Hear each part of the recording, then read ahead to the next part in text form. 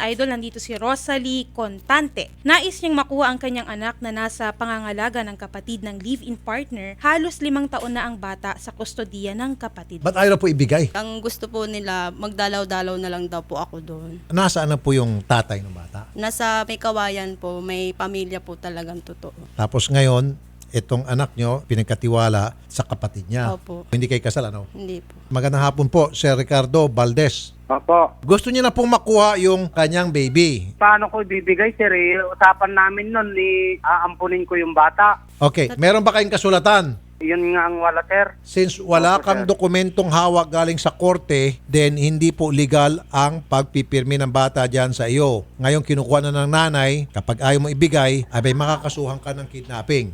Bayaran nila yung gasto namin, sir. Yung gusto nilang kunin yung bata. Ilan taon ba mo inalagaan yung bata? Mag-aanin na po. Nag-aaral ba yung bata, Sir Rick? Nag-aaral po. Kailangan din, siyempre, kahit papaano, magbigay ka. Nag-usap po kami nung tatay kasi yung kalabaw daw na dalawa, nasa kanila, binenta nila. Nagbigay na pala ng kalabaw yung tatay ng bata.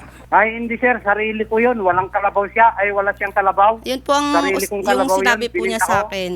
Ma'am, wala na binigay na kalabaw. Kung ano po yung gusto nyo na bayaran ko po, pero hindi ko po alam kung kailan. Basta pag may pera po ako, babayaran ko po yung sinasabi nilang. May trabaho po kayo? May nagbibigay lang po ng suporta sa amin. Sino pong nagbibigay ng support? Yung boyfriend ko po na nasa Amerika. Meron ba kayong perang maiabot? Gagawan ko po ng paraan. Gusto ko lang matanong, magkano? Kahit siguro mga 10. 10,000 tapos willing kang Opo, pumirma sa pagka- barangay na every month magbibigay ka kabayaran doon sa pagod na yon. Opo. Okay na po yun, Mr. Valdez. Ayos na. Hindi ako maniwala dyan, sir, na ibibigay. Marlene, ito po yung live-in partner niyo. Hello, sir. Kukunin na po namin yung bata. Narinig mo naman, kanina ka pa nakamonitor. Magbibigay siya Hindi ng naman po tama yung sinabi niya na ano po eh. Yung sinabi niya sarili ng kalabaw yun, hindi rin po. Hindi. Kalabaw niyo yon? Kalabaw, may kalabaw po ako sa kanila, dalawa. Ibinigay mo na sa kanya. Inaalagaan po ng kapatid ko yun, sir. Nakiusap sa akin, kinuha niya. Ginagamit niya. Oo, sir. Ricardo, Inago mo na yung kalabaw ko, inago mo pa yung anak ko. stop. Bastos yung kapatid ko, sir. Opo, akong bahala, sir. Kaya ko makipag-deal sa mga bastos din. Ricardo, darating po Sir. kami dyan, sir. Kasama po yung mga pulis. Opo, sir. Kukunin na po namin yung bata. Wala na pong 10,000 bayaran. Wala na po yung pirma sa barangay. Bakit walang ibigay na bayad, sir? Wala, kasi ang kabayaran na po yung kalabaw na dalawa. Makinig ka, sir, ha? Makinig ka. P.O.2, magandang hapon. Good afternoon po, Sir Rafi. Ma'am, darating kami dyan. Kasama po yung mga taga-barangay. Magsama po kayo ng mga pulis. Dami-damihan nyo. Baka kung sakali manlaban itong si Ricardo, alam mo nang gagawin sa mga tao na nalaban sa mga panahon na ito para makuha po yung bata. Okay, Madam Lizelle? Yes, Sir Rafi. Salamat po, Madam Lizelle, ha? Ricardo, Po. huwag ka man laban pag pumunta dyan yung mga pulis para kunin yung bata. Opo, sir. Opo. Ma'am Shirley, magandang hapon. Good afternoon din, Sir. Dadaan po muna kami sa inyo, Ma'am Shirley, bago sa pulis para po may maging maayos po yung pagkuha sa bata. Ano po, Madam? Yes, Sir. Okay. Salamat po, Madam Shirley, ha? Ma'am, sasamahan namin kayo sa Thank you. Isabela. Thank you po, sir, kasi magbe-birthday na yung anak ko sa December 5. Gusto ko Ay, po bago mag-birthday, kasama mo na yung bata. Oo.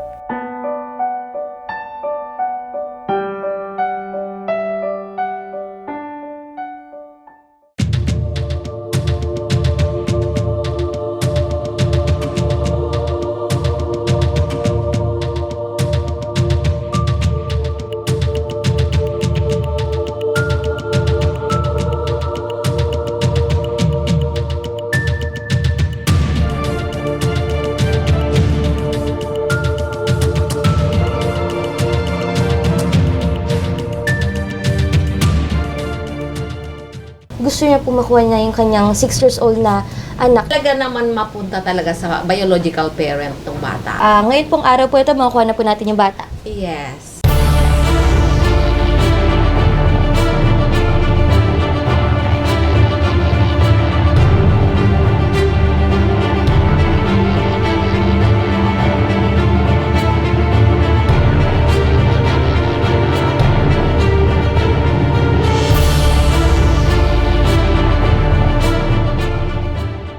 Dito po ba yung bata? Oo, ma'am. Sandali lang, ma'am.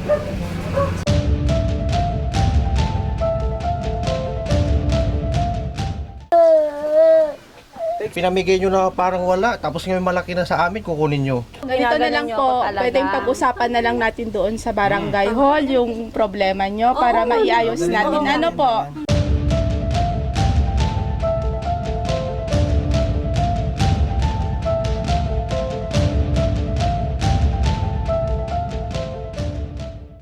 Ang mabuti dito, mag-usap tayo ng maayos para madali. Wala naman kayong binigay kahit piso na pinangbili ko ng gatas. Di ba sinabi mo sa akin nung kinuha ko itong bata? Anong wala ka? Ikaw nga mismo ang nakuhanan mo. Ang sabi mo sa akin, sige kunin mo at walang mag-aalaga. Yun ang sabi mo sa akin. Kayo lang kumuha niyan. Nandun ka nung kinuha namin. Kunin mo at walang mag-aalaga. Yun ang sabi mo sa akin. Kayo lang ang nag-usap-usap. Alam naman nag-usap niya asawa mo Nandun si ka Manny, nung tsaka kinuha yung ko. namatay. Kuya, ay RFP lang kuya. Hindi niya pwedeng Tapos ano pa sinasabi pag nagchat-chat ako noon, ay nagte-text ako, sabihin ko bayaran niyo yung bayaran ko. Talagang babayaran mo ko. Alangan naman mag-aalaga ko na walang bayad. Babayaran mo talaga ako. Ang hihilingin ko sa iyo kung talagang pabersahin mong kunin yung bata, 1.5 million, ibibigay mo sa akin yun. Ngayon na kunin mo yung bata, ibigay mo rin ngayon yung pera. At talagang mukha kayo talagang pera. Oo! Talaga kayong pera. Oo, Dahil talaga. ganyan Sinabi ano mo nyo. pa. Bilang ina. Nararamdam namin yung ginaano mo. Pero mas masakit sa akin kasi ako ang nagpalaki. Ikaw Masakit nga sa nagbuwang inyo pa sa lang. akin nga nanggaling eh. Mas masakit sa Nanggaling akin lang dahil sa'yo. ako ang ina ka. Ako na pinakawalan nyo ng karapatan, ha? Akala nyo ba yung ginawa nyo sa akin? Pinanbigay mo sa akin? Pinagtutulong-tulungan nyo ako lahat pag pumupunta ako dyan. Oh, Pinabinyagan nyo, kung alam nyo akong ina, pinabinyagan nyo, ginawa nyo ng birth certificate. O siyempre, Pineke nyo pa, pineke nyo. Pinabigay mo lang sa akin. Pwede ko ba kayong kasuhan dun eh? Bakit po 1.5 million naman po ang hinihingi niyo po dito sa kanya? Para bayad ko ma'am na nag-alaga yung bata. Bigyan niya yung 1.5 million. Pero sa batas natin ate, 7 years old below, nasa kustodiya ng magulang niya talaga. Pag may perang involved po, ma'am. Wala naman po nakasaad sa batas pagbabayaran yung magulang dun sa nag-alaga. Ma'am, kung hindi po nila ibibigay yung bata, ano po ang kasong pwede po nilang kaharapin? Pwede po silang kasuhan ng kidnapping po. Kasi persahan, ayaw niyo po kasing ibigay yung bata. Huwag kayong mag-alala, mamahalin.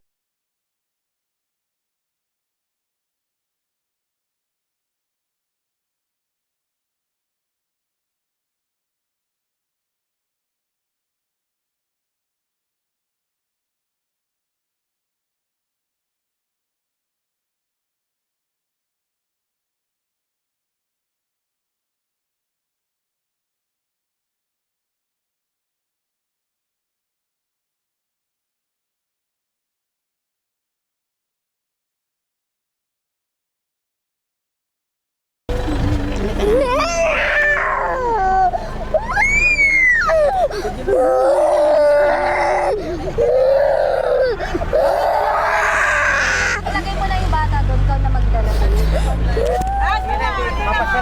Pasya lang.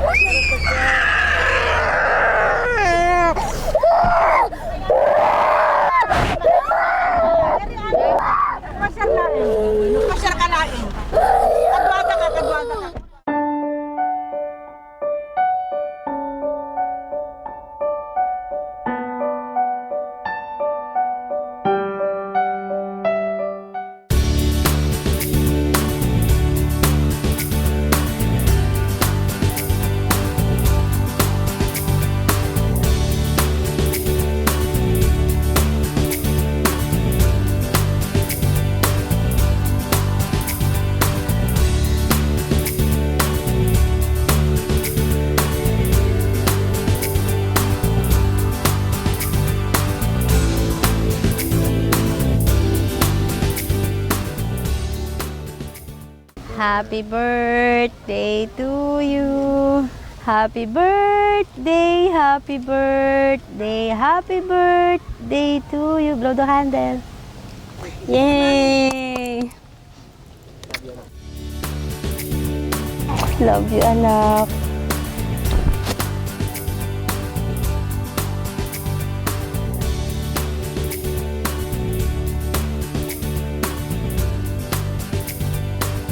Idol Rapi, thank you po. Nakuha ko na po yung anak ko. Salamat po sa lahat ng tulong nyo. Ito na po yung pinakamasayang Christmas ko at nakasama ko po siya sa araw ng karawan niya. Maraming salamat po.